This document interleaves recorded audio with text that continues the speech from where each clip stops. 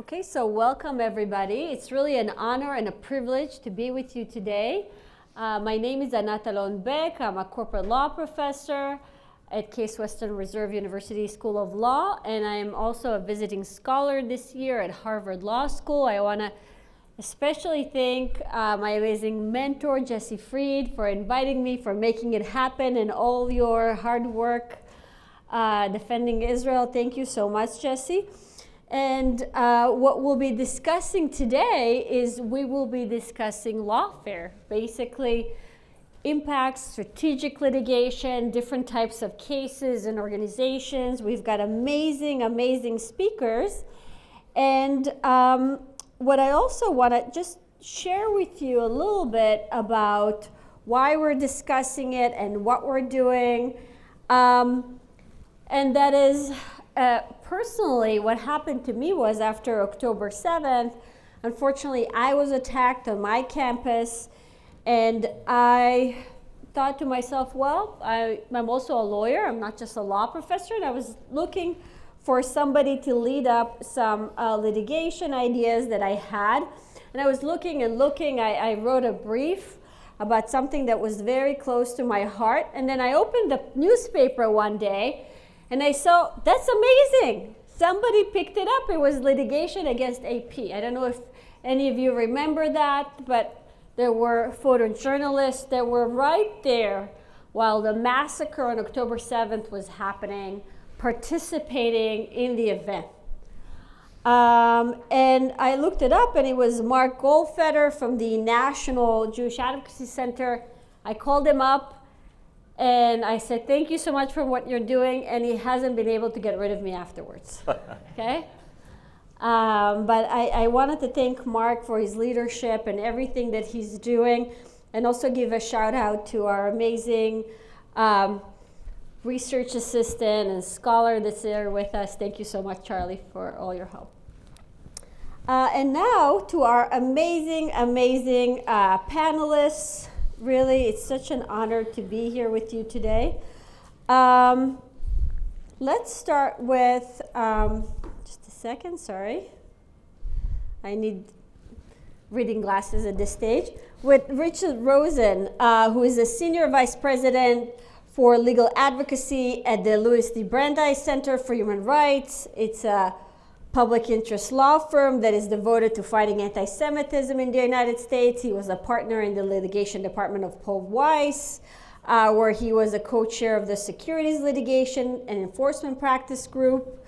He's also an adjunct professor at Columbia Law School, where he teaches a seminar in complex litigation. And he's had various visiting professorships at leading law schools in Ukraine, Hungary, Lithuania, and others. With us is also Benjamin Ryberg, who's an attorney and chief operating officer and director of research at the Lawfare Project, that for more than a decade, he dedicated his legal career to advancing civil rights of the Jewish community with a focus on civil rights, First Amendment, and anti-terrorist matters. He received his BA from the University of Michigan and JD from Cardozo Law School. Thank you so much for joining us as well. And last but not least, Mark Rotenberg, that serves as the Senior Vice President and General Counsel of Hillel International, and he oversees Hillel's Campus Climate Initiative, a program that engages hundreds of university leaders to ensure a campus environment for Jewish students that is free from discrimination and harassment. As Hillel's general counsel to the leadership and staff of the Hillel International on a wide range of matters, Mark spent most of his professional career on university campuses, serving for many years as the general counsel of the University of Minnesota and at Johns Hopkins University. So thank you so much for joining us. Mark received his BA from Brandeis University, and MA and JD from Columbia Law School, and Columbia University Graduate School of Arts and Sciences. So let me start with giving the stage to Richard. Richard, you're going to go first. Thank you. Thank you, Anat, and good afternoon. As I think we all know, some of the most grotesque anti-Semitic harassment, violence, and false narratives is being directed at our most vulnerable population, children in kindergarten through high school, in both public school systems and private schools across the country. Public school teachers' unions in particular, many of which are comprised of vehemently woke and anti-Zionist ideologues, have substantial sway over curriculum and have used their power to hijack the contents of social studies courses across the country, often by bypassing or engaging in subterfuge to avoid mandated state processes. The problem, or one of the problems, is we have 13,000 public school districts comprising over 99,000 public schools in the United States, serving about 50 million children. And there are another nearly 30,000 private schools, which, unless they receive federal funding, are not covered by Title VI of the civil rights laws at all.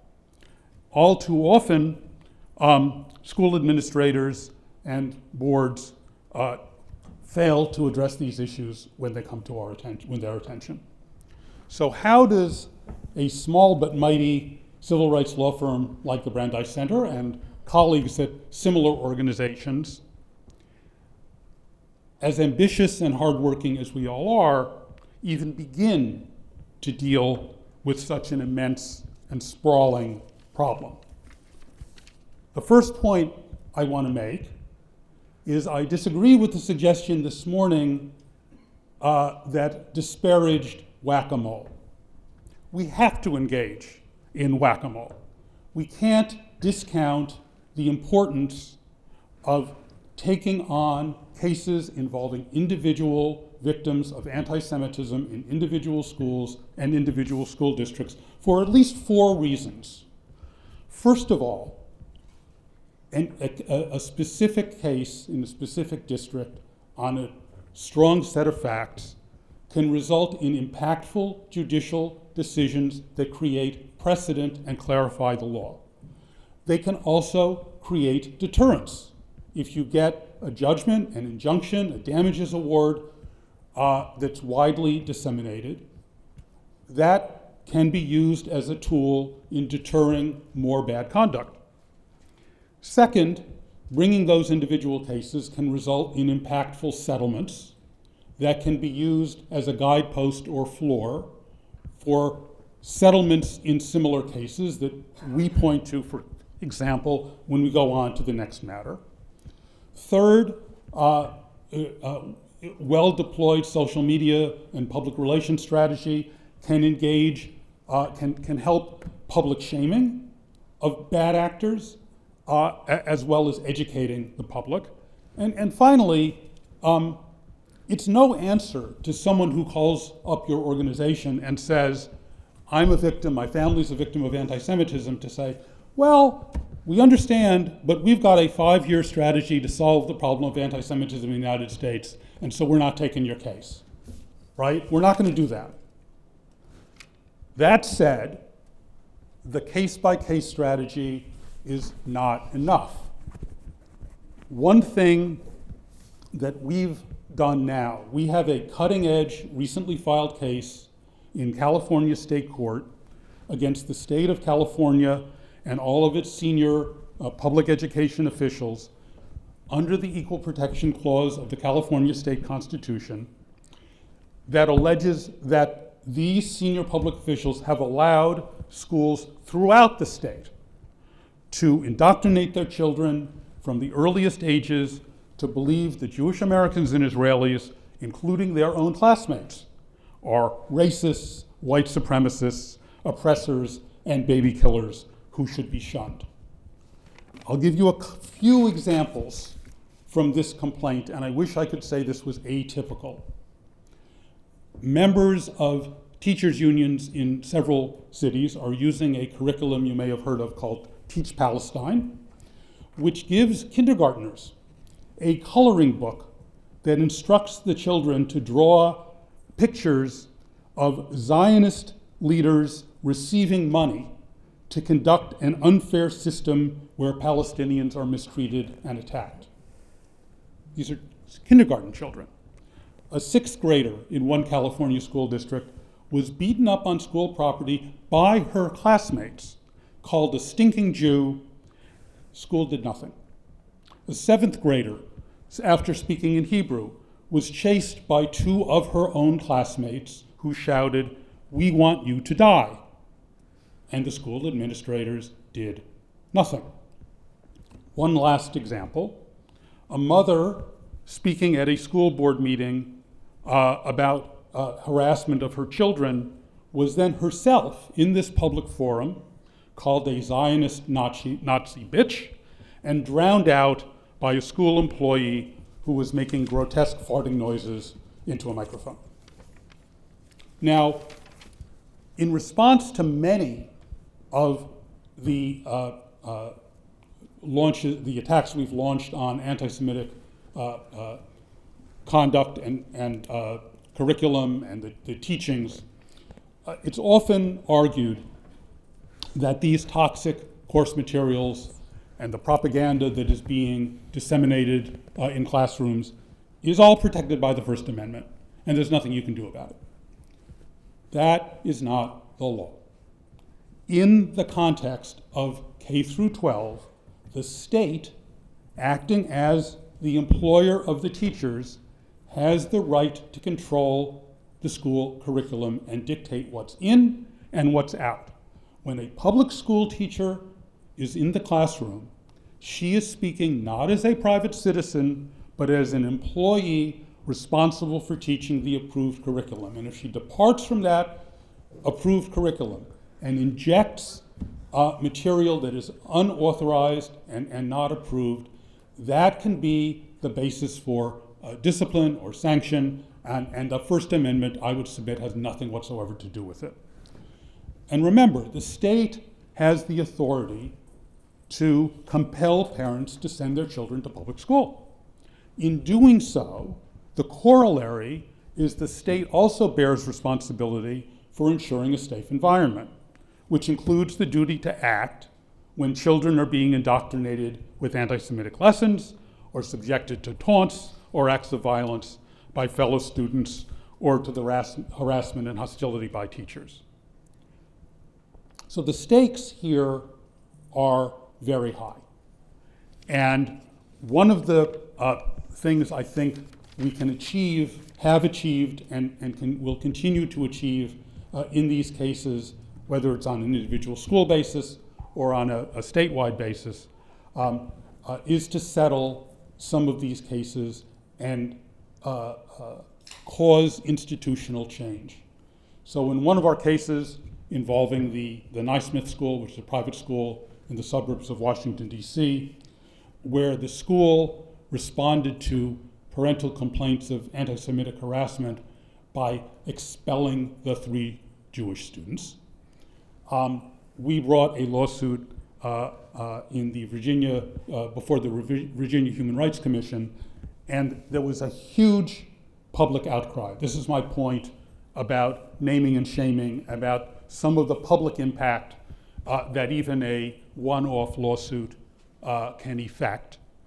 And we were able to negotiate a very significant settlement, which not only involved a $100,000 payment to our clients and payment of attorney's fees, but that requires the school to adopt a robust anti-discrimination policy, to create a 3-member committee, including parents, to review complaints of discrimination, not just against Jews, but against others, to appoint an independent monitor to oversee the committee's work for 5 years and to make public reports, and to adopt staff training as well as an annual program on the Holocaust, on Holocaust education. So that's kind of an overview of some of the key issues. I will say one more thing about federal law and state law, because it's important to understand. And this is a cutting edge issue that you'll see litigated on an ongoing basis. Federal law, generally speaking, does not regulate curriculum. So if there is a toxic curriculum in a particular school, your recourse really is to state law. I would submit that that does not mean that toxic false curriculum doesn't play a role in federal civil rights cases under Title VI. Because I think, and we'll see whether judges agree with us, that evidence of that kind of curriculum being promulgated by a teacher can be relevant to the question of intent, of animus. It can be relevant to the question of whether there is a hostile environment that's adversely affecting the students. And if the falsity, one-sidedness, bias of the curriculum is brought to the administrator's attention, and the harmful impact on our student clients is drawn to their attention and they do nothing, I would submit, and we'll see whether judges agree, that that can also be evidence of deliberate indifference by the school administrators. Thank you. Thank you so much, Richard. Thank you for your amazing work. And thank you to Ken, by the way, for organizing this. And Mark, the stage is yours.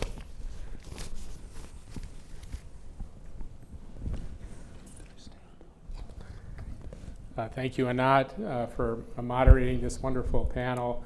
To my colleagues, Ben and Richard, who do tireless work in this space, as you're hearing here this afternoon. And most of all, to the Brandeis Center, and to my friend Ken and Eliza and the whole, Eliza's no longer with them, but she and I were around at Breshit Bara at the very beginning of our work here on campus anti-Semitism, and to the tireless and excellent work that the Brandeis Center does, not only in sponsoring this conference, but in the work it has done historically over several years now on behalf of Jewish students in the higher education space. I want to just spend a few minutes here providing you all with an update on the shape-shifting of anti-Semitism on U.S. campuses as vitally important, not only for Hillel's work, but for the community at large, as working in the anti-Semitism environment in K-12, as Richard described. I think it's beyond dispute that for most of us, the cold bath of water that afflicted the Jewish community in post-10/7 environment was most impactful in the higher education space. And I say that for two reasons. One is that, as you all know, higher education has been the cornerstone of self-perception of the American Jewish community for inclusion, for advancement, for prosperity, and for a sense of belonging in American society. There is no other single institution, corporate, private, public, that has served the same role of centrality in helping the American Jewish community feel at home in America. You're all familiar with the joke of the Jewish mother who wants enormous opportunities for her children and sacrifices tirelessly for her children. And when asked, well, what are your hopes for your children? She says, well, they can become a doctor or a lawyer. This is emblematic of the centrality of higher education, which, not in an illusory way, did perform that role for American Jews from the 1920s until very recently. And so when higher education turned on our children, on our students, and an explosion of violence, harassment, destruction of Jewish property, defacements, isolation, and so on and so forth, began to afflict our higher education environment. It was a shock to our community system that we have still not recovered from. I just want to illustrate this sort of shape-shifting for you here with a few statistics. The good news is, and it's very important to highlight some good news here, there has been a very dramatic decline in encampments that have gone from over 100 to 0 in this semester, in assaults that have gone from over 50 a year to probably this year will be under 20, to destruction of Jewish property and vandalism of Hillels and Chabad and Jewish Greek societies. These overt examples of criminal behavior have dramatically declined. They're not quite at the pre-10/7 level, but they're nowhere near where they were even 18 months ago, and it's important to keep that in mind. So vandalism, encampments, assaults, and similar kinds of criminal behavior against Jewish students has dramatically improved. And Hillel keeps very close tabs on this. As you know, we operate on over 800 campuses across North America and around the world, and we get daily reports of what's going on our campuses. We have bricks and mortar and employees in these many hundreds of locations. So we have a very good tactile sense of what's going on. On the other hand, the deeper problems, the classroom intimidation, the faculty-incited anti-Semitic canards, the social media attacks, and we don't count, by the way, every time there's a social media anti-Semitic statement. That would blow the roof off of any statistical survey. We're talking about social media attacks on particular students by name. The shaming and the intimidation and the physical threats, okay, are still highly elevated.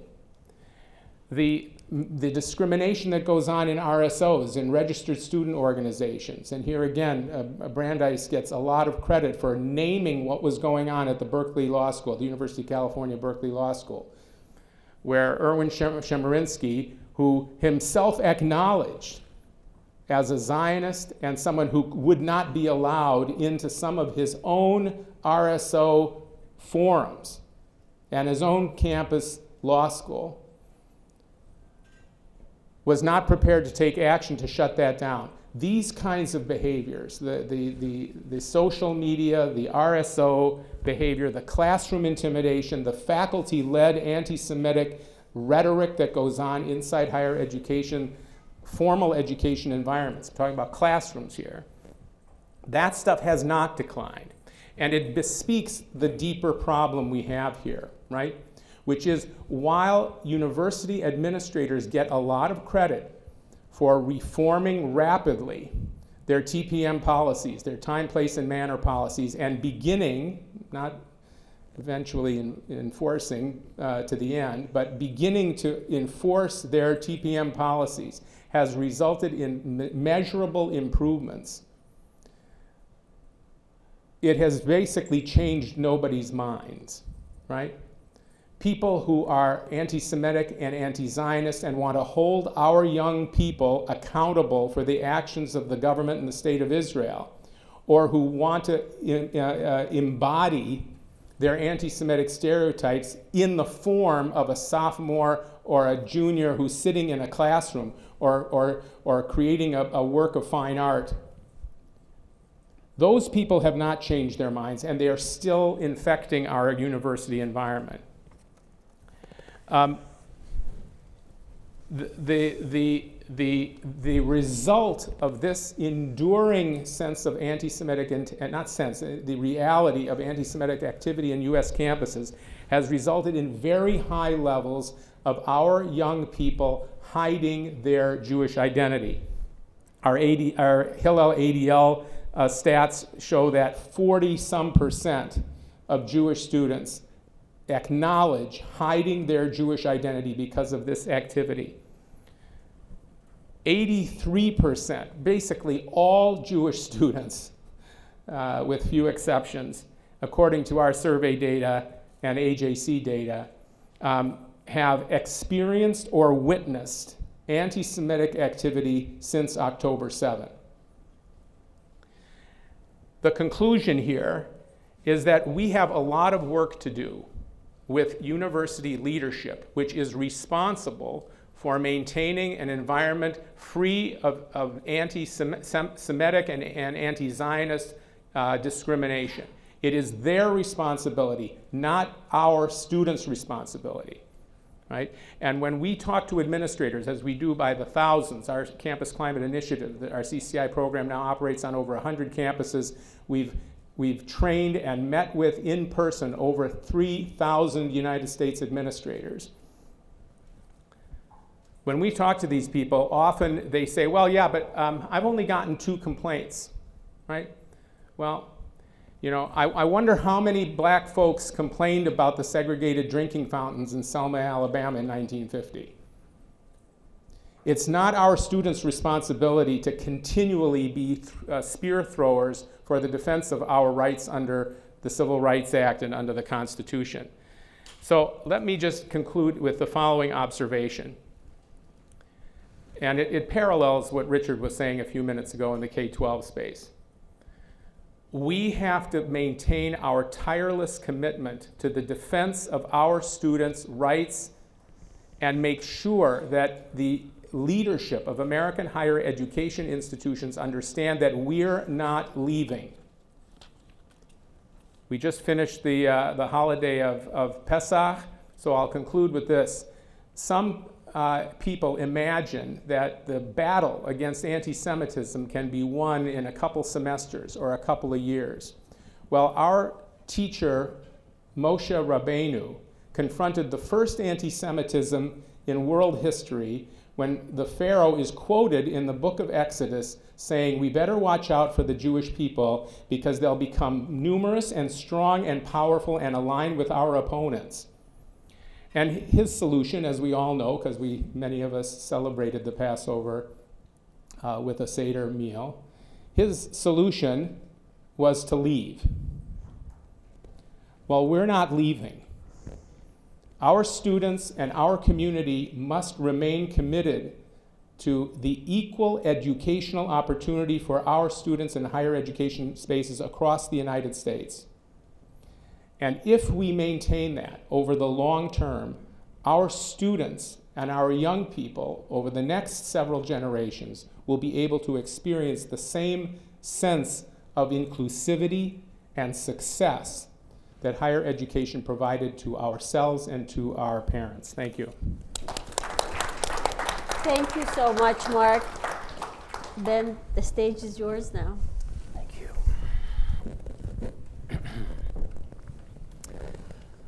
Excuse me. First, thank you, Anat, my co-panelists. It's an honor to be with all of you. Thank you to the Brandeis Center for having me today. And I just want to say briefly that particularly Ken and Aliza, we've been in this fight for many, many, many years. And it is certainly not without its challenges, but I genuinely could not ask for more dedicated, driven, and effective allies than you. It's truly a pleasure to work with all of you, so thank you. I don't usually speak from notes, but today, since I'm discussing pending litigation, covering a lot, probably too much for the time I'm allotted, but a lot of facts and allegations, and I want to ensure that everything is completely accurate, and on top of that, a bit sleep deprived. I will be using notes, so please bear with me. So, in October 2018, a gunman walked into the Tree of Life synagogue in Pittsburgh and murdered 11 Jewish people at Shabbat prayers. It was the deadliest attack in American history, committed just minutes from the Carnegie Mellon University campus. In the days that followed, a Jewish student at CMU's Carnegie Mellon School of Architecture named Yael Kanan asked her professor, Mary Lou Arscott, for an extension on an assignment so she could attend the memorial for the victims. As alleged in our lawsuit, the request was denied, and Arscott later remarked that the Tree of Life was, quote, not my community. I start there because it tells you something about the atmosphere in which everything else unfolded that led to our current lawsuit against Carnegie Mellon University. The lawsuit was brought on behalf of Yael Kanan. She is a Jewish woman of Israeli descent who endured serious anti-Semitic mistreatment, egregious, I would say, serious is not strong enough a word, anti-Semitic mistreatment, retaliation, and institutional abandonment over the course of 5 years while at CMU. Now, this case matters for many reasons, but for 3 reasons in particular as I see it. First, as with the cases that we all pursue against universities, it's about anti-Semitism, and it's in a very concrete and personal sense. What happens when a Jewish student is targeted and then turns to the university for help? Second, it shows how the Lawfare Project, the Brandeis Center, unaffiliated lawyers use civil rights laws to protect Jewish students and hold these elite institutions accountable. And third, and perhaps most uniquely here, it raises questions that go beyond this case regarding whether foreign government funding on an enormous scale can help explain why a university tolerates or enables anti-Semitism on campus. So going back to the facts. The lawsuit makes clear that the central incident giving rise to this action did not come out of nowhere. It alleges a broader pattern of anti-Semitism at CMU during Kanan's years there, a professor asking his class to admire the architecture of Auschwitz, a Jewish instructor greeted with Heil Hitler by another professor in front of students, students too afraid, understandably, to wear Magen David necklaces on campus. CMU administrators were aware of each of these incidents, and as alleged, no disciplinary action was taken in response to any of them. The complaint goes on to state that CMU administrators were actively, instead of dealing with these issues, were actively canceling and postponing anti-Semitism training and programming, claiming that such events were Zionist dog whistles that would alienate and marginalize Palestinian and Muslim students. The complaint further alleges that this programming, and this is not an allegation, I'll make this as just a statement, none of this programming was about Israel. It was about Jew hatred.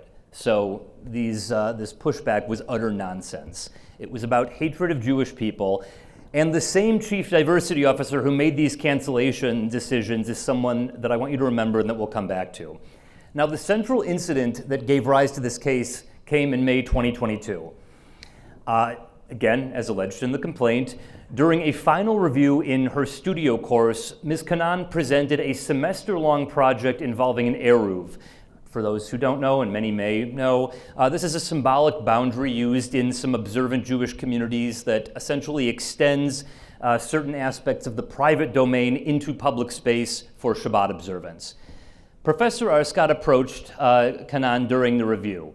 She first compared part of the model to the wall Israelis used to barricade Palestinians out of Israel. And then she told Kanan that her time would have been better spent exploring, and I quote, what Jews do to make themselves such a hated group.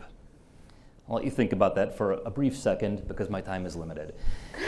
If this case were only about that statement, it would already be deeply disturbing. But what makes this case so important and powerful is what allegedly happened after Kanan did exactly what universities tell students to do and what we tell students to do. She reported it. As alleged, Kanan reported that incident the same day to the School of Architecture's director of DEI, who claimed to be shocked and promised to follow up. No one followed up. Kanan then emailed the dean of students and copied the chief diversity officer. What Kanan asked was straightforward, an apology from Arskat and anti-Semitism training. What she got was months of delay, deflection, and bureaucratic turnaround. Meetings were broken, appointments were postponed. Nearly 6 months after the incident and her complaint, a meeting was finally arranged between Kanan and Arskat, facilitated by the chief diversity officer. Arskat gave no real apology, and the chief diversity officer said and did nothing. No meaningful action followed. Oh, God. So what we later learned through discovery, though, is that this meeting that Kanan thought was she was attending in a private room with the door closed, believing she was having a confidential conversation with a trusted administrator, the chief diversity officer was secretly recording her without her knowledge, without her consent. In Pennsylvania, this is a felony, and that comes back later. When the chief diversity officer was questioned under oath about the recording, I should add, she invoked the privilege against self-incrimination. So that's what we're dealing with. And for me, this alone really crystallizes the case. A Jewish student goes to the university's diversity and equity structure, seeking help after anti-Semitic mistreatment, and instead of being protected, she's covertly surveilled in an effort by the university to protect itself. The complaint then alleges that Kanan was directed to the Office for Institutional Equity in Title IX, where she met with Elizabeth Rosemeyer, CMU's Title IX coordinator. I very much want you to remember Elizabeth Rosemeyer's name because she matters twice in this story. The first time is here.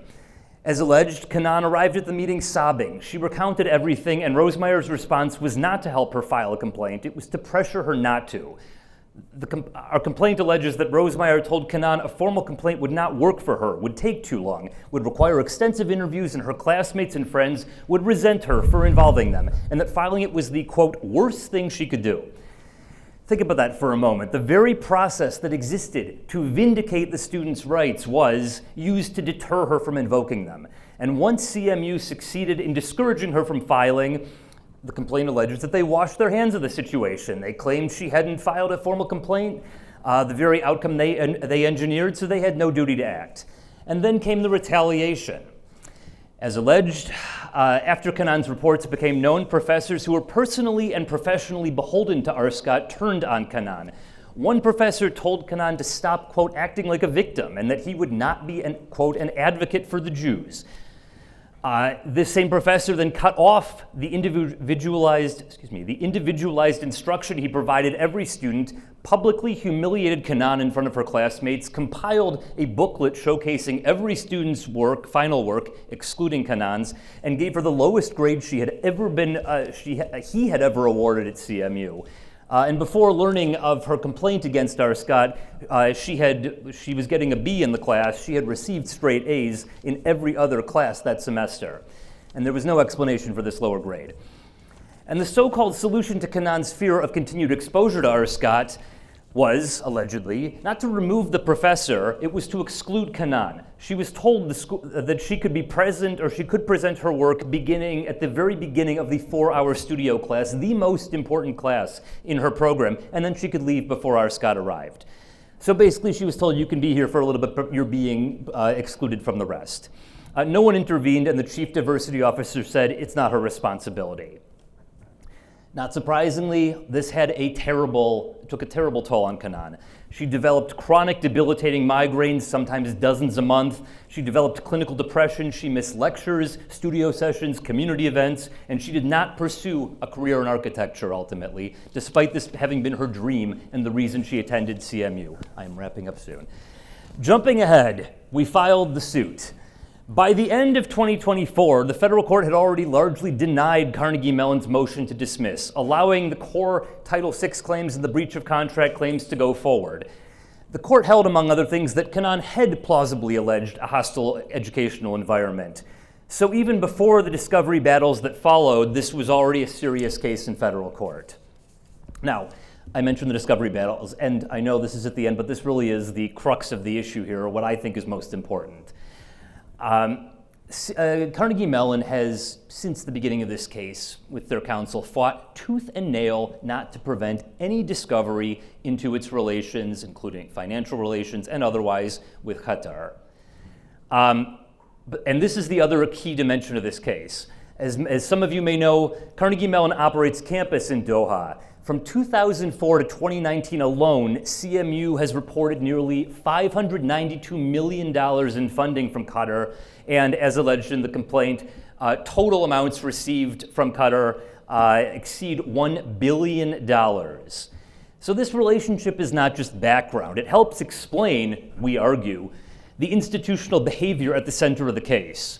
So here's our argument on concrete terms, and we had to convey this argument in our motion to compel the court, or in our motion for the court to compel Carnegie Mellon to disclose its materials regarding Qatari ties. Carnegie Mellon accepted outsized funding from Qatar and entered agreements requiring it to abide by Qatari law, respect Qatari cultural institutions, religious institutions, and social customs, and align certain programming with Qatar's national development vision. This is straightforward. Those obligations created powerful institutional incentives not to address anti-Semitism forcefully, including in the handling of Hanan's complaint. And the court agreed that this was worth exploring. It granted our motion to compel discovery into Carnegie Mellon's Qatar relationship. Basically, I'll put this in other words, we have a court decision recognizing that foreign government funding is not peripheral, but potentially central to understanding how civil rights laws are applied on campus. In the court's own words, Qatar and its affiliates could be a source of anti-Semitic influence upon Carnegie Mellon. The court further explained that the, quote, largesse of Qatari funds could permit a reasonable juror to infer that significant amounts of money and reliance on such funds may motivate CMU to abide by the expectations and wishes of its benefactors. This is where Elizabeth Rosemeyer, who I mentioned before, comes back again. Remember, she's the Title IX coordinator, the person responsible for handling discrimination complaints, the official who, as alleged, pressured Hanan not to file a complaint. And as reflected in the court's ruling and found through this discovery that was compelled, Rosemeyer's position has been partially funded by Qatar. This is one of many concrete links that make this discovery so significant. It connects the foreign funding question not to the university in the abstract, but to the actual person who handled or failed to handle the student's anti-Semitism complaint. The person who allegedly told a sobbing Jewish student that filing a complaint could be the worst thing she could do. Lastly, foreign governments with atrocious human rights records are funding the very offices established to protect students' rights, Jewish students and otherwise. This should alarm everyone. I assume that it does, at least with this audience. The reason this case is so important, though, aside from being another case to address a horrible climate of anti-Semitism and to vindicate Ms. Hanan's rights, is that it opens the door for courts nationwide to examine whether hostile foreign state interests are shaping institutional behavior in ways that undermine U.S. law. I will cut it off there. Thank you all. Thank you, Ben. Can I just add one thing? Yeah. Let me just add one thing to Ben's eloquent presentation on this, which is Section 117 of the Higher Education Act requires every university to make public all the foreign funding they're getting. And the Trump administration recently issued guidance that delineates what information has to be posted. So if you are litigating or thinking about litigating a case against the university, one of the very first things I would suggest you do is go to that database and see which foreign governments are providing how much money to the school that you're looking at. That's right, and I'll just add that's exactly the right approach. And just to clarify for everybody, the compelled disclosures do not provide information on what terms and conditions are attached, what the money is to be used for, whether the schools are told what to use the money for, whether any of that. It's just, this is the money they got. And that's why there are so many unanswered questions that we're hoping to answer. And also think about all the amounts that are not reported, right? And that's where Yes. you really need. This is why lawfare is so important, discovery is important in litigation, so that we can really do an investigation and compel the schools to disclose what is going on, what agreements they signed on. So thank you. Thank you to our amazing panelists. This is amazing. And I'm gonna take the prerogative and ask each one of the panelists a question, and then we'll open it up to the public. Richard, I wanna start with you. What are some of the practical issues that you face in pursuing that K-12 cases? When you were speaking, I'll be honest with you, my eyes were tearing. You know, I have kids, and it's you know, it hits. As a mother, it just hits me so hard. So there are a number of practical considerations, but I want to highlight two. First, many classroom materials are now accessed online rather than in tangible physical form. And when the class is over or the semester is over, that material often disappears. So if you get a call from a parent or a student who's complaining about ongoing activity, you got to tell them, take screenshots of everything that is being posted, because otherwise there's a risk that that evidence, which is going to be crucial to the case, is going to disappear. Second, one of the I would say the biggest practical problem, as everybody I think can understand in bringing these cases, is the vast majority of parents we speak to are reluctant to go public. They don't want their children subject to further retaliation. They worry about siblings, and they're embedded in these communities that are populated by parents who are also sending their kids to this school. What's the solution? What we at the Brandeis Center have done is establish a membership association with the resounding name, the Brandeis Center Coalition to Combat Anti-Semitism.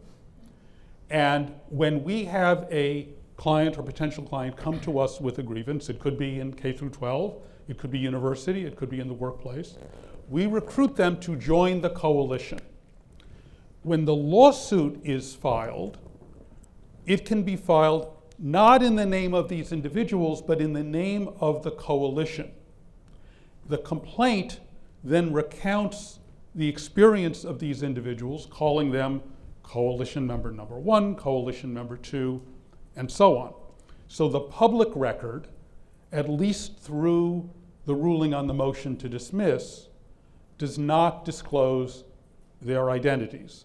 2 inherent limitations that you have to tell people of. First of all, the other side is going to know who they are. And if you get into marriage discovery, maybe you can get a protective order, maybe you can't.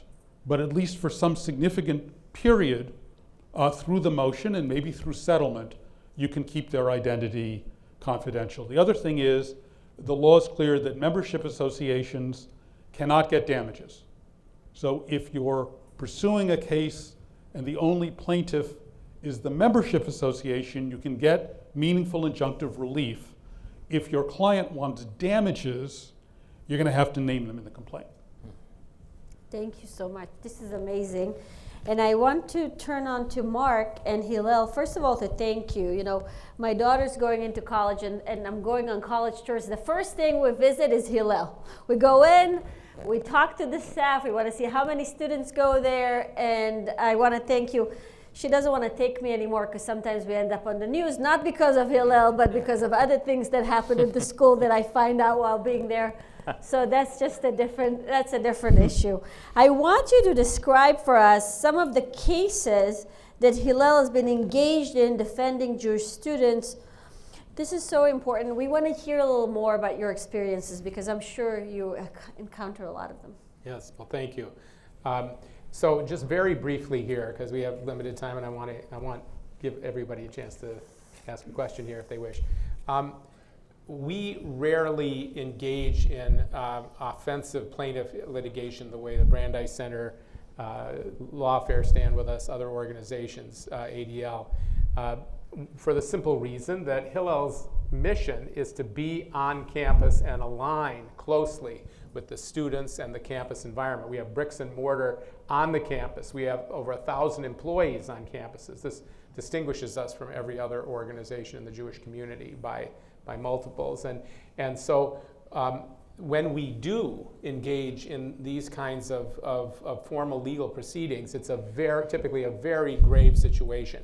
I just want to name, because this is public information, that, and we haven't talked about it yet, so I'll just name it. After you get some results from an institution, that's not the end, right? The enforcement of the commitments by these institutions must be an ongoing activity. And that's one of the things, of course, that Hillel is most sensitive to, because we're not going anywhere, as I said in my remarks from the podium. The Jewish students are going to be there temporarily, 3 years, 4 years, 6 years, and so on. Hopefully for their parents, they're not there 6 years, but Hillel and the Jewish community is going to be there in an enduring way. So with regard to, for example, the Claremont colleges in Pomona, we have been working, again, with our colleagues on complaints, formal legal complaints, and certain resolutions have been accomplished, right? At Sarah Lawrence, there have been some accomplishments there. A formal legal complaint was filed with us. At University of Illinois, again, a long-standing multi-year exercise involving the Department of Education and Brandeis and so on. The backsliding issue is, we don't have time to talk about it in substance, but I just wanted to name this. The backsliding issue subsequent, right, to a set of commitments that have been entered into by these institutions must be on our plate for discussion, right? Because our students are there, our Hillels and Chabads are there. The Jewish community cannot simply say, well, we'll check that one off, right? And we have many other settlements that of course, Hillel did not participate in bringing here at Harvard University, for example, NYU, Rutgers, and so on. Hillel was involved in the Rutgers case. But many of these settlements require ongoing enforcement vigilance, just to name that. Thank you so much. You can skip me if you want. Go to the Q&A. Are you sure? Yeah. Okay, so he's afraid of me asking more questions about Qatar. No, I'm joking. I'm trying to give the audience time since I went over earlier. I'm joking. Who wants to ask some questions? Please.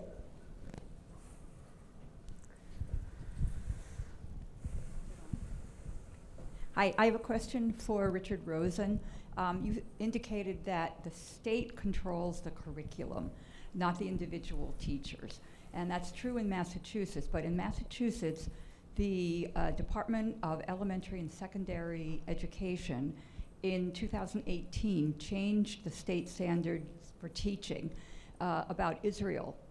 They changed it from Israel had a war of independence in 1948 to Israel had a war against the Arab countries in 1948, as a result of which a refugee population was created by the Israeli military.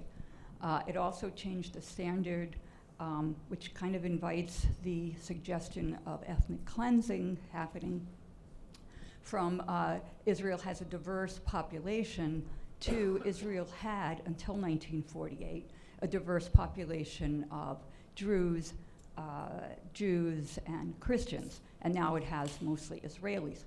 So, because of those standards now, the curriculum in all of the public schools has changed. And I've tried to get it to change back, and nobody is very responsive. Also, as a result of this change, many of the teachers have subcontracted out their curriculum, and there's a kind of a curriculum mill in Watertown here called Primary Source, which is funded by Qatar, which supplies the curriculum, which is a vicious and hateful one against Israel. So for the past, since 2013, which is over 13 years now, the students in K through 12 have been indoctrinated, as you suggested, to be anti-Israeli and anti-Jew. There's a target on the back of every Jewish kid in the public schools here. And can you give a suggestion as to what can be done about changing the Massachusetts educational standards? Well, let me start by making the observation that you've identified one of the biggest challenges in litigating K through 12, where you've got so many different laws governing the public schools. It's not like you can bring one nationwide case, particularly about curriculum. You've got to grind it out state by state at best.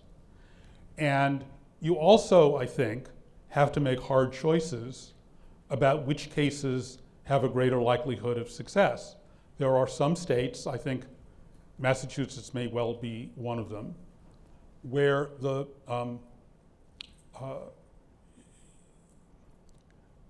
likelihood of using litigation to affect the kind of change that you identify will be challenging. So the question is, which states, which systems do you, as litigators, prioritize? My own view would be, there's never any low-hanging fruit, would that there were. One of the reasons we started with California is you had a fortuitous combination of really egregiously bad facts and quite robust laws already on the books that are simply not being enforced in the discretion of the people who can exercise that kind of control. We can't bring, even if we had more lawyers, we're not going to bring 50 statewide cases emulating California.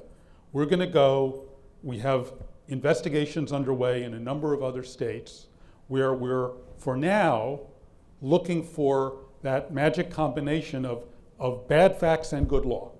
And when we'll get to Massachusetts, or where in the hierarchy of cases we bring Massachusetts falls, depends a lot on what the factual investigation shows and what hard decisions we make about which cases are going to be most likely to be successful. Thank you. There was another question. I saw somebody's hand.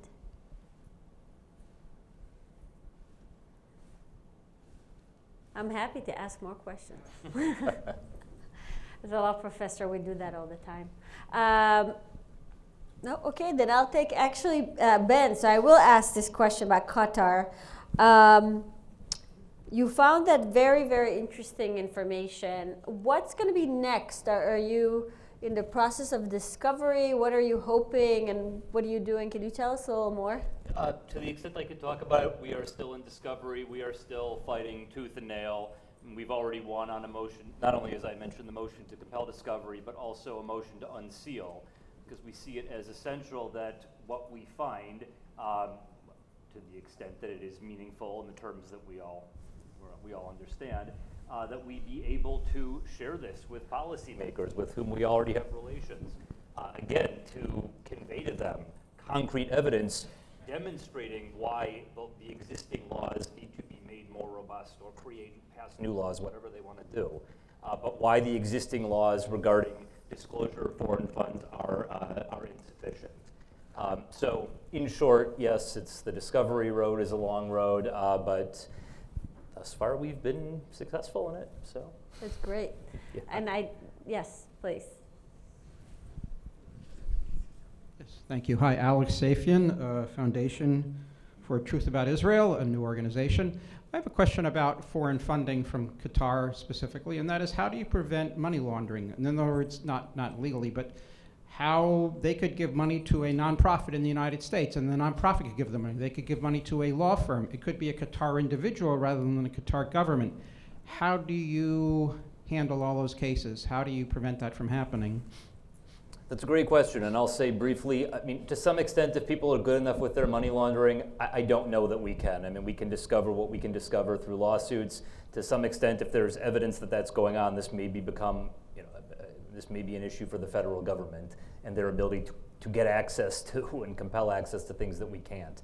I'll say it's possible, but I'll say for the past while, Qatar has not been secretive about the funding that they're providing, either directly or through QFI, Qatar Foundation International. If anything, my impression, this is just me personally, has been that Qatar has been going above and beyond to publicize itself as being supportive of Western institutions and culture and all this stuff, for whatever their reasons may be. You can all decide that on your own. But directly to your question, no. I mean, if people are sneaky enough, I can't tell you that we'll be able to get it. We went this route because we've seen articles, we've seen excellent studies for years looking at that ultimately find correlations, strong correlations between Qatari or other foreign funding on campuses and anti-Semitism on those campuses. And thus far, we didn't see anything indicating any causation. Nothing about what the conditions for the funding were or anything like that. And I don't fault the people doing those studies because that isn't public information, and the schools are certainly not looking to turn that over willingly, as we are seeing by how hard they're fighting us. So, really what we're left with, unless the government decides to act, is lawsuits where we can compel discovery. So I don't know if that's a particularly helpful answer, but It's the best I can do. Thank you so much. And if that's okay, I also have a quick plug. How many of you are professors in the room? Just raise your hand. How many? Okay, great. Oh, this is wonderful. So there's also a new initiative I quickly wanted to share with you. There's a teaching fellowship to combat campus anti-Semitism.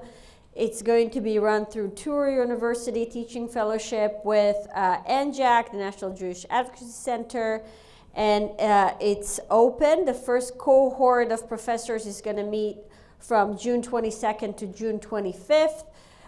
There was an application deadline of yesterday, but it's going to be extended. So please contact me. I'm happy to give you the link. I also posted it on social media. And it applies to political science, legal studies, history, Jewish studies, sociology, anthropology, and other fields. And it's really meant to give you a little bit of tools to deal with what you're seeing on campuses and be able to prepare a course to support teaching on anti-Semitism on your campus. So thank you very much. Thank you to my amazing panelists. Thank you, Ken. Also, it's coming from my father-in-law, Ed Beck. I don't know how many of you are familiar with Scholars for Peace in the Middle East. My father-in-law, Ed Beck, Professor Beck, used to lead that institution. So thank you all for being here today.